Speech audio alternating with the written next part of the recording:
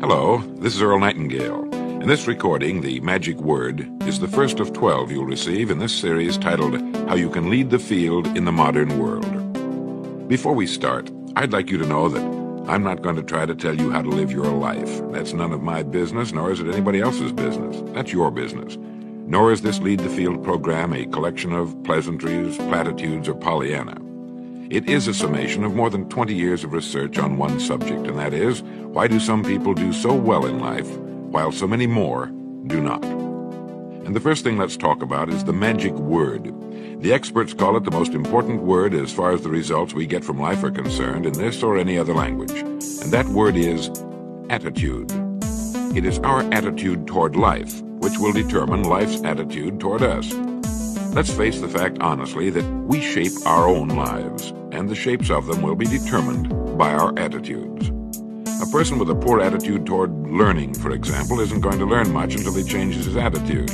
If we take the attitude that we cannot do something, we generally will not do it. An attitude of failure, and we're whipped before we start. So we know then that what we receive from life, what we accomplish or fail to accomplish, is due in large measure to our overall attitude. William James of Harvard University put it this way: "The greatest discovery of my generation is that human beings can alter their lives by altering their attitudes of mind." And isn't it wonderful that we have this measure of control? Before we start talking about our attitude toward the world, let's talk about our attitude toward ourselves, since it is the attitude we take toward ourselves which determines our attitude toward the world. Now right here we come to a rather strange fact. We're so familiar with ourselves, we tend to take ourselves for granted. We tend to minimize the things we can accomplish, the goals we can reach, and for some equally strange reason, believe others can accomplish things in our field which we cannot. There are literally millions of human beings living narrow, darkened, frustrated lives, living defensively, simply because they take a defensive, doubtful attitude toward themselves, and as a result, toward life in general. Many people are suspicious of and oppose change. Yet change is the one thing in life on which we can absolutely count.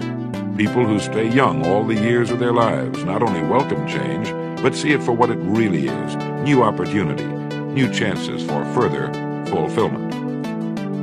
Attitude is a reflection, a result of a person's will. It is incalculably powerful.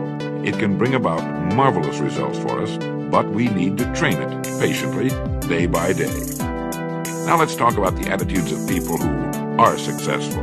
The top 5% of the people who go sailing through life from one success to another, and who, even when they fail at something, shrug it off and head right out again. No matter who the person is or what he does, men and women in sales, business executives, people in all the professions, wives and mothers, students, top people in the armed forces, public servants, men and women in the service of religion, working men and women in all fields of endeavor, wherever you find a person doing an outstanding job and getting outstanding results, you will find a person with the right kind of attitude. These people take the attitude toward themselves that they can accomplish what they set out to accomplish, that there's no good reason on earth why they can't be competent, successful. They have a healthy attitude toward themselves and, as a result, toward life and the things they want to accomplish. And because of this, they achieve some remarkable things, and they come to be called successful, outstanding, brilliant, lucky, and a lot of other things. They're quite frequently no more brilliant or outstanding than the majority of the people by whom they're surrounded, but they did develop the right